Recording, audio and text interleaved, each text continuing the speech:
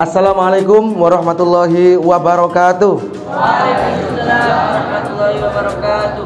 Bismillahirrahmanirrahim. Alhamdulillah wa syukrulillah, la haula wa la quwata illa billah, amma ba'dah. Kepada seluruh anak-anakku kelas 7, 8, 9 yang setia berada di sini ya, menemani sekolah dan menemani pesantren, kami ucapkan sekali lagi selamat atas kegigihan kalian ya, sudah melawan ego kalian, entah itu karena dipaksa oleh orang tua ataupun keinginan sendiri. Yang jelas kalian sudah survive di sini kurang lebih berapa bulan? Ya, 1 bulan ya, 1 bulan. Dan yang kemarin kelas 7 masih nangis-nangis, ternyata kelas 7 di sini sudah kerasan, alhamdulillah ya. Dan untuk anak-anakku juga yang berada di rumah, Ustadz sampaikan dapat salam dari sahabat-sahabat kalian yang ada di pesantren, selalu jaga kesehatan terus. Mudah-mudahan kita yang ada di sini dan yang di pesantren semuanya dilindungi oleh Allah dan belajarnya diberi kemudahan, amin. Anak-anakku sekalian, sebelum Ustadz mengawali materi motivasi, bagaimana untuk mengawali hidup kita agar menjadi orang yang bermasa depan cerah, bukan bermadsu. Ada trik-triknya ya. Orang yang memiliki masa depan cerah dari tatapan matanya, cara berjalannya, kemudian cara berbicaranya bisa dilihat. Masa depan cerah disingkat menjadi mascer. Tapi kalau masa depan suram disingkat menjadi madsu ya. Siapa yang kepingin madser atau masa depan cerah? Oke, walaupun ngacungnya masih ingatannya separuh masih ada di kamar, nggak apa-apa. Siapa turun? Siapa yang ingin madsu, masa depan suram? Nggak ada yang ngacung. Artinya secapek-capek kita, pasti otak kita ada perintah kita itu besoknya ingin sukses. Oke, siapa yang ingin sukses? Acungkan tangan dengan menggenggam seperti ini. Siapa yang ingin sukses? Oke, semuanya bilang saya dengan suara yang kuat. Siapa yang ingin sukses? Siapa yang ingin sukses? Siapa yang ingin sukses dunia saja? Nggak fokus. Siapa yang ingin sukses akhirat saja? Yang ingin sukses akhirat saja berarti dunianya mau sengsara ini. Jangan ngacung ya. Siapa yang ingin digolongkan menjadi Rabbana atina fid dunya hasanah wa fil akhirati hasanah, berikanlah saya di dunia kebaikan, di akhirat juga kebaikan. Sukses dunia akhirat. Alhamdulillah. Berarti mereka yang datang ke sini mereka menginginkan apa? Untuk diberi kesuksesan baik dunia dan akhirat. Contoh sukses dunia seperti apa? Hidupnya tenang, tentram, tidak mudah kena penyakit hati. Penyakit hati itu contohnya bagaimana? Dengki, iri, atau kalau disingkat menjadi SMS. Apa itu SMS? Senang melihat temannya susah atau susah melihat temannya senang. Jangan sampai, itu termasuk orang yang nggak bahagia di dunia ya. Oke. Kemudian sukses di dunia salah satunya juga diberi kemudahan untuk bersyukur. Kemudian apa lagi? Diberi kesehatan. Kemudian apa lagi? Keluarga yang sakinah, mawadah, warahmah. Apakah ini hanya berhak dirasakan oleh ayah ibu kamu? Tidak. Kalian di rumah merasa tenang, merasa nyaman, itu termasuk bagian dari keluarga yang sakinah, mawadah, warahmah. Kalau sukses di akhirat, bagaimana? Contohnya? Iya, mendapatkan ridha Allah dan kita masuk surga. Oke, sekali lagi, siapa yang ingin sukses dunia? Iya, alhamdulillah masih sadar. Siapa yang ingin sukses akhirat saja? Siapa yang menginginkan sukses dunia dan akhirat dua-duanya? Kalau kepingin mendapatkannya, ucapkan dengan suara yang lantang, menunjukkan komitmen kalian menginginkan keduanya. Siapa yang sukses, ingin sukses dunia dan akhirat, acungkan tangan mengucapkan saya. Alhamdulillah, tepuk tangan untuk kalian semua yang ada di sini. Ya, oke. Ketika Ustadz menyampaikan syarat yang harus kalian penuhi, yang pertama adalah semuanya mendengarkan itu pakai telinga, mulutnya sementara dikunci terlebih dahulu, kecuali kalau Ustadz nanti membuka pertanyaan sesi tanya jawab. Yang kedua, siapkan pulpen, siapkan kertas, karena yang Ustadz sampaikan ini diwajibkan untuk diresum atau diringkas atau diikhtisarkan ya. Dan nanti akan kalian kumpulkan, akan Ustadz kumpulkan per kelas. Dan ini masuk daripada bagian penilaian sikap. Penilaian apa? Sikap. Oke. Ya, tidak usah rame, didengarkan, simpulkan, terapkan dalam kehidupan nanti. Yang pertama, sebelum Ustadz menyampaikan, setelah kalian sudah memasang telinga, memegang pulpen, ini yang paling penting. Karena pikiran kita itu, anak-anakku, adalah bagaikan parasut. Bagaikan apa? Parasut. Kenapa Ustadz kok menganalogikannya dengan parasut? Parasut itu apa sih? Yang dibuat angkatan udara untuk terjun payung itu ya. Oke, parasut harganya apa? Berapa? Mahal apa enggak? Mahal. Yang murah itu layang-layang ya. Layangan gapangan murah. Kalau parasut harganya mahal. Namun semahal apapun parasut, tidak akan ada harganya jika itu tidak bisa difungsikan. Kapan parasut bisa difungsikan? Ketika dia bisa dibuka. Penerjun payung terjun dari pesawat Hercules dengan ketinggian ribuan kaki. Setelah kurang 1000 kaki dia akan jatuh ke tanah. Dia memencet tombol untuk membuka parasut. Seperti itu. Tahu-tahu parasutnya nggak berfungsi. Apa yang akan dia? He will die. Dia akan mati. Dan terus ratusan juta harganya parasut ini tidak akan ada harganya lagi. Nah, artinya pikiran kita seperti parasut. Apa maksudnya? Bisa digunakan jika dalam keadaan terbuka. Pikiran kalian kalau masih tertutup, dibuka sekarang. Silakan dibuka pikiran kalian agar mau mendapatkan ya ilmu dari Ustadz, agar mau mendapatkan motivasi hidup dari Ustadz. Parasutnya dibuka, pikirannya dibuka. Iya. Oke, walaupun pakai songkok masih tembus ya. Baik. Kemudian anak-anak, orang sukses, kalian sekarang sudah melakukan langkah yang benar, yaitu dengan cara belajar hidup mandiri berada di pesantren. Kalian sudah melakukan hal yang benar dan tepat. Mau belajar di pondok, mau belajar di pesantren, itu adalah bagian upaya kalian untuk mendapatkan kesuksesan baik di dunia ataupun di akhirat. Saya akan memberi satu contoh tokoh, bukan satu, banyak ya. Bung Karno. Siapa? Bung Karno. Pahlawan apa tadi itu? Pahlawan revolusi, proklamator ya. Oke, Presiden Indonesia yang pertama ini ternyata beliau juga pernah mondok. Mondoknya di rumahnya siapa? Di Haji Umar Said Hos Cokro Aminoto, Ketua Syarikat Islam waktu itu. Beliau mondok, belajar ilmu, baik itu ilmu umum ataupun ilmu agama. Dan tak jarang ini Insinyur Soekarno kecil waktu itu, ketika dia menempa ilmunya di rumahnya di pesantrennya Hos Cokro Aminoto, dia sering ngintip gaya berbicaranya Hos Cokro Aminoto. Hos Cokro Aminoto itu kalau berpidato berapi-api, enak didengar, kemudian bisa menghipnotis orang yang mendengarkan. Waduh, semuanya seperti. Dan Insinyur Soekarno kecil waktu itu sering mengintip gaya bicaranya Hos Cokro Aminoto, sehingga Insinyur Soekarno, beliau kalau memberi motivasi, beliau kalau pidato, terkesan pidatonya itu sangat menggebu-gebu ya kan, semangat, berapi-api, dan bisa menghipnotis semua orang. Itu beliau, satu contoh seorang pahlawan bangsa ya, nasionalis. Insinyur Soekarno ternyata pernah mondok. Kemudian Kiai Hasyim Asy'ari, Kiai Haji Ahmad Dahlan, kedua-duanya jawabannya masih diragukan nggak kalau beliau berdua nggak pernah mondok ya.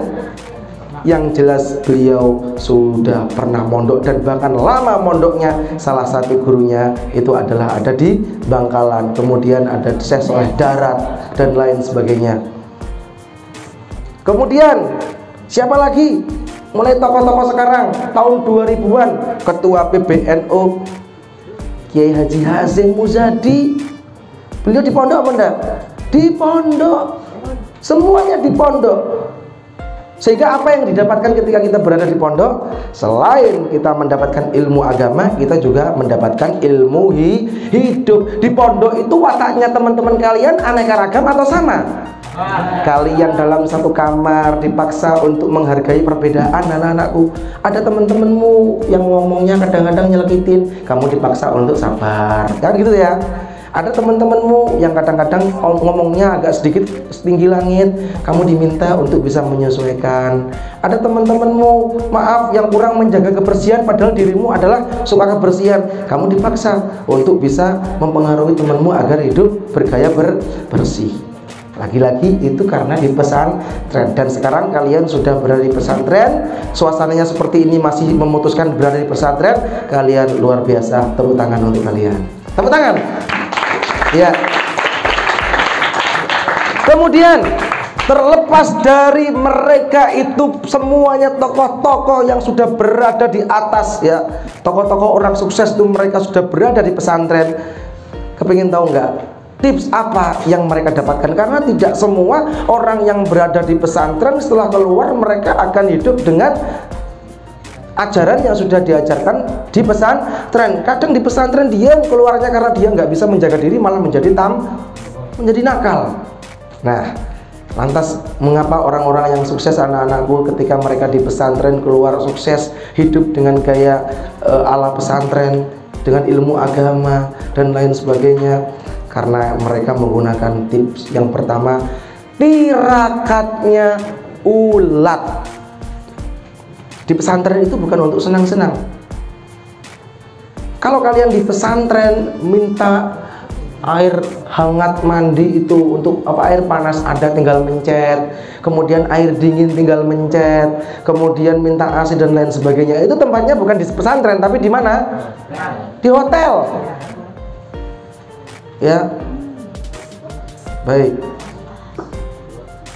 Yang pertama tips agar supaya kita sukses setelah keluar dari pesantren, prosesnya ketika di pesantren itu adalah kita tirakat, menggunakan filosofinya tirakat ulat. Jangan pakai tirakatnya ular.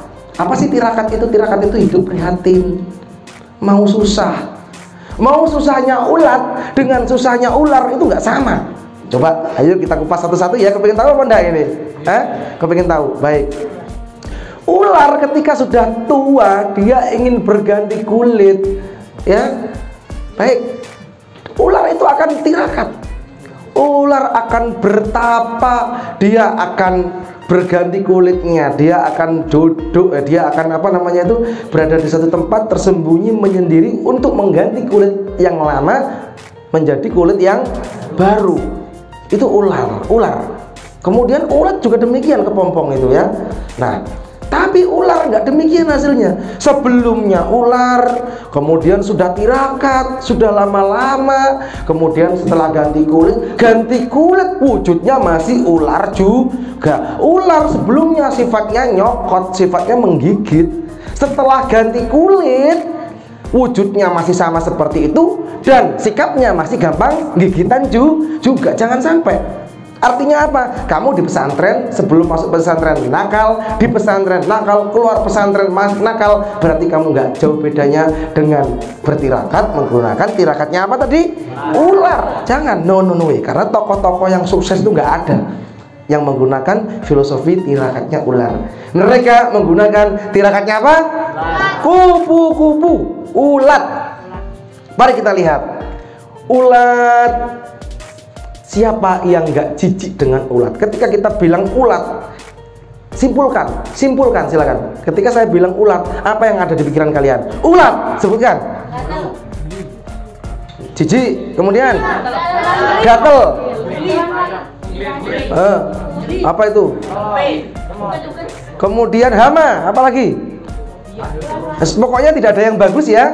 Intinya ulat seperti itu. Kemudian karena dia itu hina, dia sadar kalau dirinya itu nggak bagus, maka ulat pun bertapa. Si santrinya pun ngerti kalau saya ini masih kurang, masih jauh dari sempurna, maka saya akan tirakat, saya akan bertapa sebagaimana ulat bertapa. Setelah bertapa jadilah dia kepompong apa sudah dimuliakan oleh orang yang melihat? Tidak juga, kepompong masih kan gitu ya.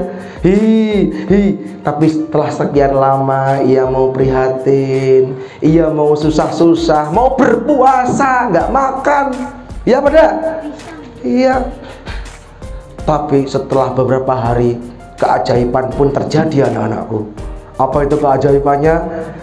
Tahu-tahu kepompongnya lama-kelamaan terbuka dan keluarnya menjadi hewan yang sangat indah sekali, menjadi kupu-kupu dengan sayap yang sangat memukau. Dia bisa terbang.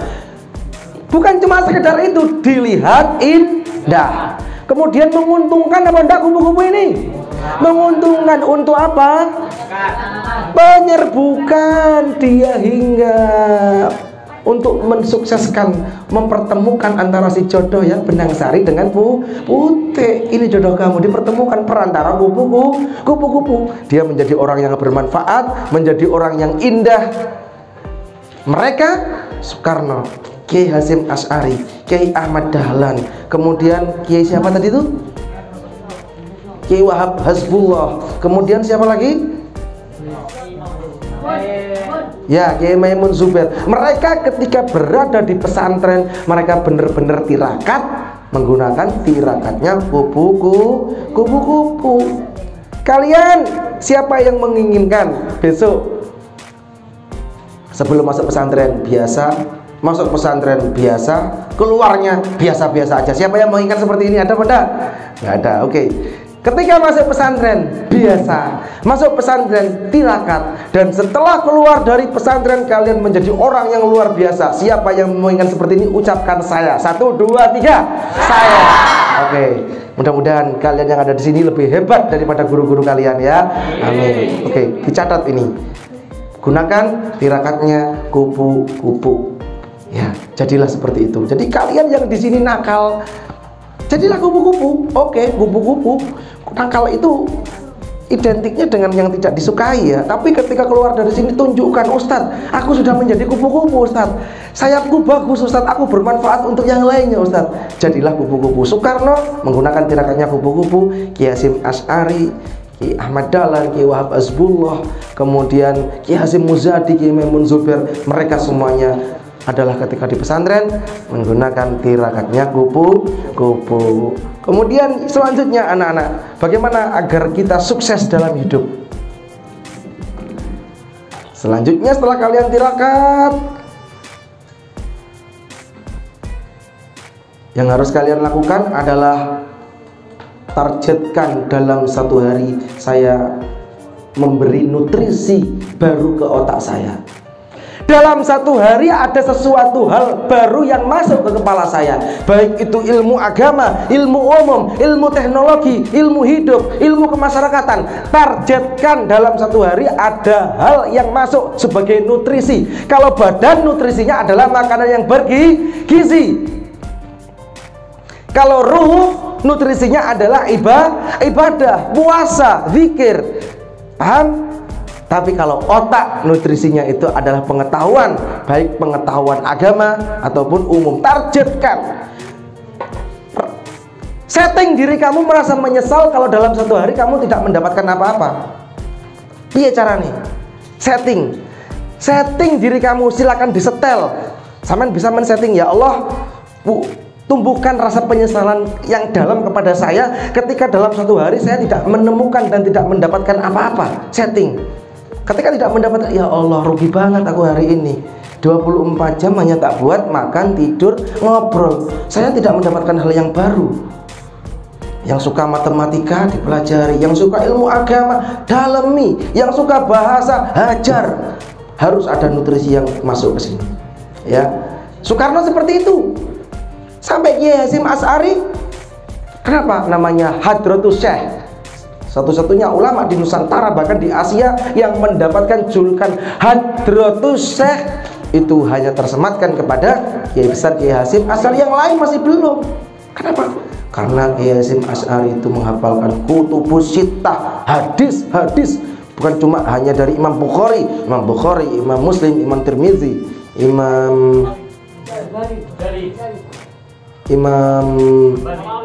bukan perawi hadis ban mati, disingkat menjadi ban mati, Bukhari, Muslim, Tirmizi, Nasai dan lain sebagainya, sudah ya. Karena mereka seperti itu. Banyak ulama yang menghafalkan, tapi yang menghafalkan kutubus sittah, masya Allah, itu adalah Hadratus Syekh. Kenapa bisa hafal? Karena menggunakan tirakatnya apa tadi itu? Ulat ataupun kupu. Dicatat ini baik-baik. Kelas 7 kalian yang masih baru, luar biasa, kamu sudah membahagiakan orang tua kamu, mau belajar ya, nggak pulang. Nah, oke.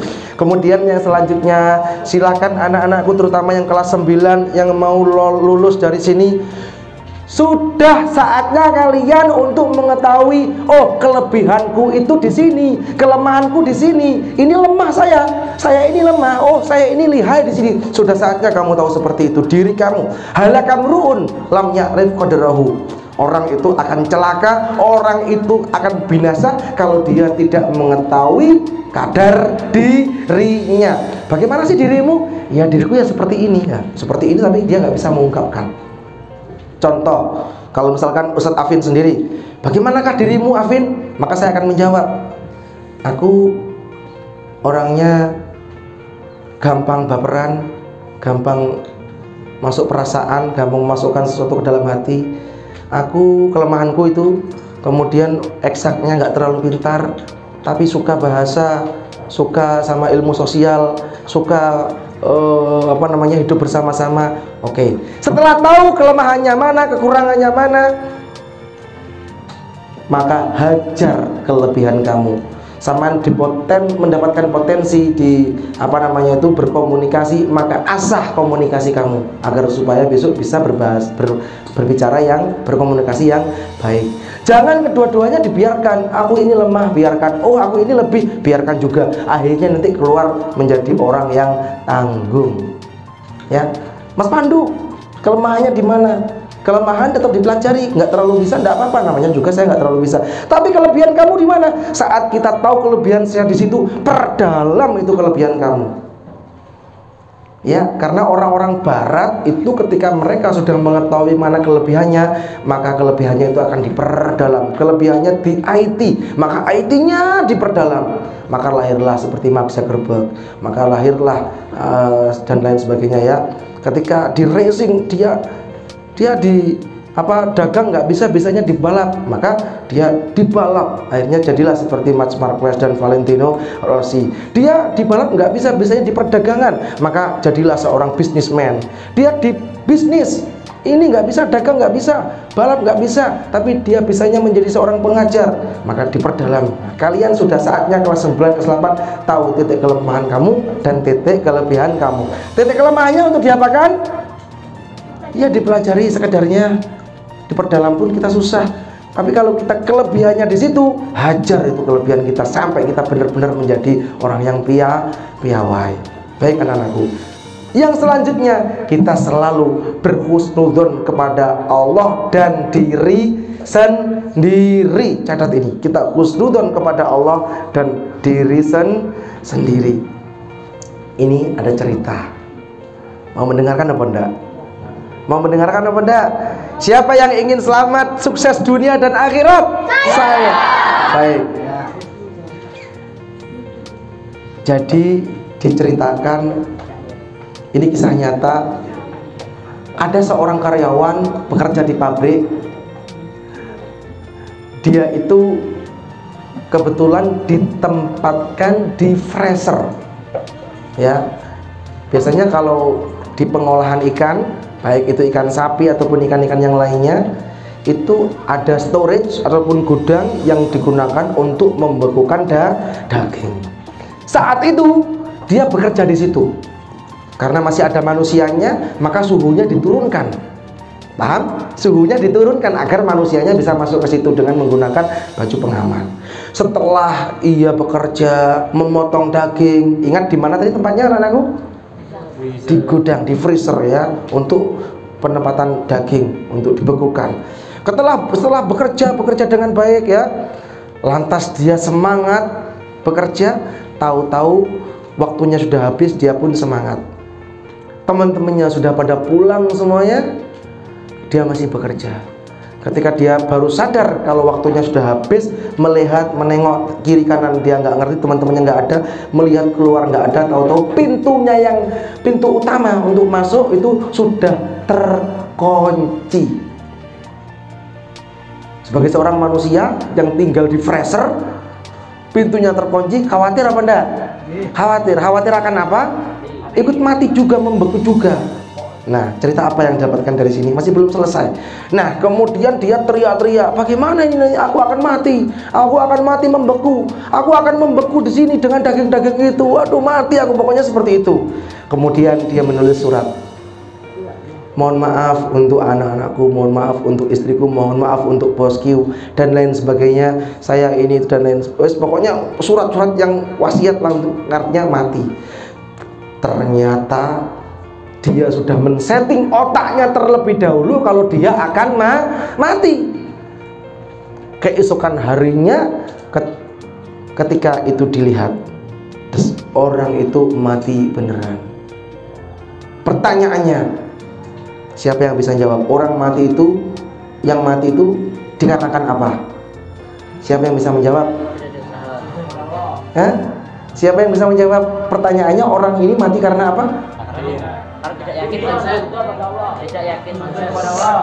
Ceritanya ini lanjutannya adalah ternyata freezernya, pendinginnya itu ketika pintunya ditutup, pendinginnya tidak dihidupkan, alias ruangannya sebenarnya tidak dingin. Jadi selama karyawan yang lain tadi itu keluar dan sampai keesokan harinya, pendinginnya itu tidak dihidupkan, alias keadaannya normal. Lantas kenapa orang itu meninggal? Meninggalnya bukan karena beku, meninggal, tapi kenapa? Karena dia berprasangka buruk akan dirinya sendiri. Dia berprasangka buruk akan diri. Dia sudah men-setting pada otaknya, mati aku, mati aku, mati aku. Mati ya beneran kau. Gak iso aku, gak iso jawab ujian aku, gak iso beneran lah. Gak iso ngapal aku, gak bisa menghafal, gak bisa ngapal beneran. Itu contoh orang yang mati, yang harusnya logikanya kan matinya harusnya membeku ya. Ternyata pendinginnya malah gak dihidupin itu. Tapi orangnya tetap mati. Mati karena apa? Berprasangka buruk pada dirinya. Jangan pernah kalian berprasangka buruk pada dirimu sendiri. Jadilah Thomas Alva Edison dan jadilah Tariq bin Ziyad. Karena kita muslim, saya akan menceritakan inspirasi hidup dari pahlawan Islam Tariq bin Ziyad. Ya, kalau Thomas Alva Edison sudah tahu semuanya. Gagalnya berapa kali? 1000. Iya, gagalnya 1000 kali. Tapi akhirnya jasanya masih kita bisa menggunakannya sampai sekarang ya. Itu lampu. Kenapa demikian? Thomas Alva Edison berprasangka baik pada dirinya sendiri. Aku bisa. Nah, ini Tariq bin Ziyad, pahlawan Islam yang hidup waktu itu di kerajaan Umayyah atau Bani Umayyah di kepemimpinan Raja Khalid bin Abdul Malik. Waktu itu beliau adalah tentara. Ketika itu yang terjadi di daerah Spanyol, terjadilah kekuasaan yang sangat jahat yang dikuasai oleh Raja Rodrik ya, Raja Rodrik. Ini sangat jahat sekali rajanya, menjajah rakyatnya. Rakyatnya nggak suka dengan rajanya. Baik, setelah itu Tariq bin Ziyad pun menyebarkan Islam dengan Musa bin Nusair, sahabatnya ya. Dan orang-orang yang hidup di Spanyol waktu itu sudah mulai mencium, karena Islam itu datang membawa perdamaian, keadilan. Sementara mereka yang hidup di Spanyol dengan agama non-muslim tadi itu, saya sebutkan agamanya mungkin Nasrani ya, atau sebagian dari mereka ada yang pagan. Apa itu pagan? Penyembah berhala. Mereka nggak suka dengan rajanya tadi, siapa namanya? Rodrik ya, Rodrik rajanya. Kemudian setelah itu si masyarakat Spanyol meminta agar supaya Islam nanti boleh masuk ke situ. Akhirnya mendapat dukungan oleh masyarakat Spanyol sana. Akhirnya yang terjadi apa? Tariq bin Ziyad meminta izin kepada Musa bin Nusair untuk diberikan jalan untuk masuk ke daerah Andalusia yang sekarang namanya Spanyol. Paham ini ya? Negara apa yang pertama kali dilewati? Dia harus masuk ke daerah Afrika Utara, di daerah negara Maroko. Di Maroko itu ada Casablanca. Ada yang parfum yang Casablanca ya? Pernah punya parfum Casablanca? Oke, itu suatu tempat yang berada di daerah Maroko. Nah, ketika di daerah Maroko di pinggir, di pesisir laut itu nyebrang ke utara terus nanti akan tembus ya, melewati selat yang namanya Selat Gibraltar. Setelah melewati Selat Gibraltar tadi itu anak-anak baru akan masuk ke daerah apa namanya? Spanyol.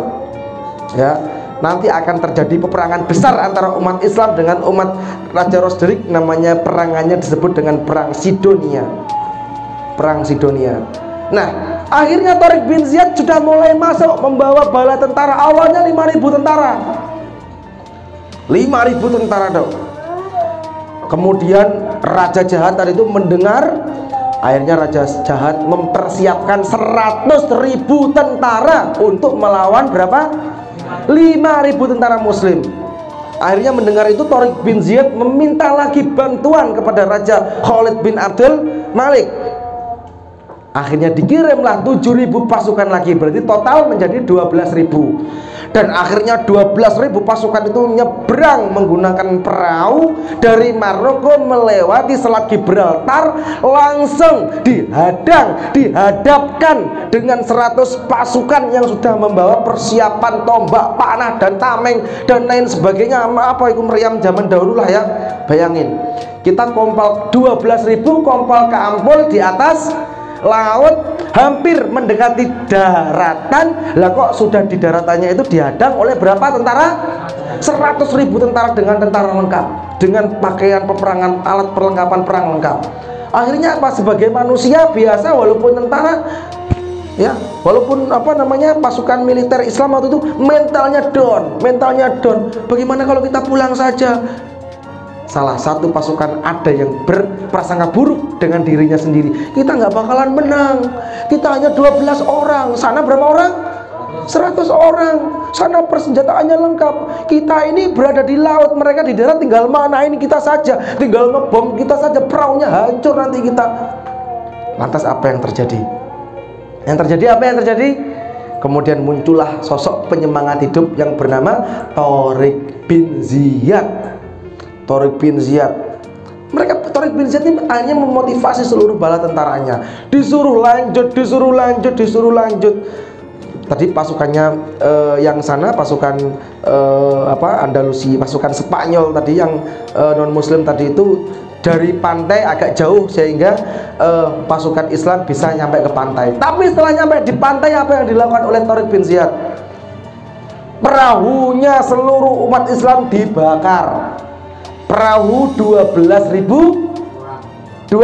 orang, nggak tahu kalau perahunya jumlahnya berapa, dibakar semuanya, anak-anakku dibakar, sambil berkata ya, al-bahru wara'ukum wal adu amamakum, katanya Tariq bin Ziyad, samudra laut itu di belakang kalian, wal adu amamakum, musuh-musuh kamu 100.000 orang itu sudah berada di depan kamu.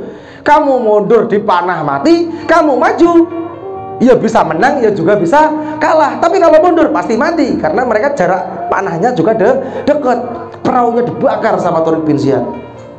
Kenapa kok dibakar? Agar supaya semangat untuk apa namanya itu memerdekakan daerah Andalusia itu semakin berkobar. Dibakar. Akhirnya memohon sama Allah, diminta untuk semuanya berprasangka baik terhadap diri sendiri. Aku pasti bisa, aku pasti menang, aku pasti bisa mengalahkan 100.000 tentara orang-orang kafir itu. Secara logika nggak mungkin, ya kan? Secara logika mungkin apa enggak? Tidak mungkin. 12.000 melawan 100.000. Sangat. Umat Islam nggak ngerti medan, sementara tentara musuh mengerti medan. Ya, dengan semangat yang tinggi, dengan persenjataan seadanya, memohon kepada Allah, berprasangka baik kepada Allah. Ya Allah, Engkau pasti menolong saya. akhirnya terjadilah peperangan antara umat Islam dengan umat yang ada di Spanyol, di Raja Roderick tadi itu ya, tentara jahat tadi itu ya. Peperangan ini sekali lagi disebut dengan perang Sidonia, dan akhirnya dimenangkanlah oleh umat Islam. Akhirnya umat Islam masuk, diterima dengan baik oleh masyarakat Andalusia atau Spanyol, dan Islam berjaya di Spanyol. Modalnya apa tadi itu? Berprasangka baik kepada diri sendiri, berprasangka baik kepada Allah. Luar biasa anak-anakku ya. Jadi ini kalian ya, yang ada di pesantren ini kalian sekarang sudah proses untuk ditempa. Sebagaimana Kiai Hasyim Asy'ari dan kiai-kiai yang lain ditempa waktu itu, sebagaimana Thariq bin Ziyad menempa tentara-tentaranya, dan akhirnya sukses. Ya. Kemudian selanjutnya anak-anakku, jangan lupa ini dicatat. Terakhir dari Ustadz,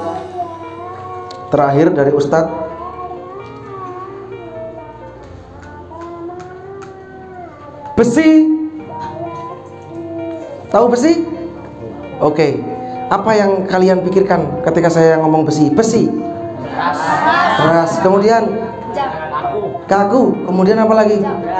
Berat. Kemudian apa lagi? Oke. Sekarang saya akan bertanya sama kalian.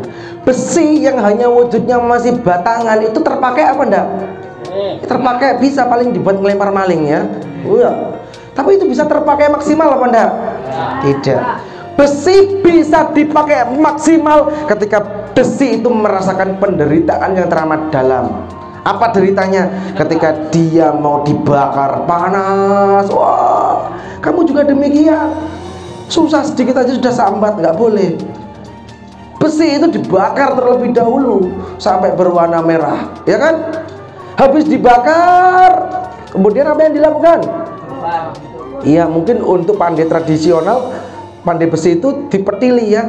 Tapi kalau untuk pabrik-pabrik yang sudah modern, mungkin ya nggak dipetili, tinggal itu meleleh, dimasukkan ke dalam wadah ya, cetakan, dan akhirnya jadi. Kita mengibaratkan contoh ini, besi nggak ada manfaatnya, nggak ada gunanya. Tahu manfaatnya dengan bagus, bisa menjadi garpu, bisa menjadi sendok, bisa menjadi pisau, bisa menjadi mobil. Itu semua sebenarnya besi itu rela ditempa. Mau dipanas-panasin, mau dipukul-pukulin, mau dilobangin, mau dibor, ya benda. Habis dibor selesai apa enggak? Belum, masih dimasukin baut, diobeng, ya benda. Setelah itu selesai, masih belum selesai. Besi itu harus rela diapakan? Diamplas biar halus ya. Setelah diamplas sudah selesai? Belum, didempul panas. Habis didempul diamplas lagi, habis itu diapakan? Disepet pakai cat. Barulah jadi besi yang manfaat, berguna, nilainya mahal. Dan kamu sekarang ini masih besi. Dan masa depan kamu besok seperti apa tergantung diri kamu, mau ditempa atau tidak. Ketika nggak mau ditempa, ya sudah, sampai besok jadi besi wungkul gitu saja, nggak bisa, kecuali bisa dibuat ngantem apa tadi itu? Maling. Cuma dibuat ngelempar maling gitu aja, nggak ada manfaatnya. Atau dibuat tolak peluru. Untuk yang lain nggak bisa.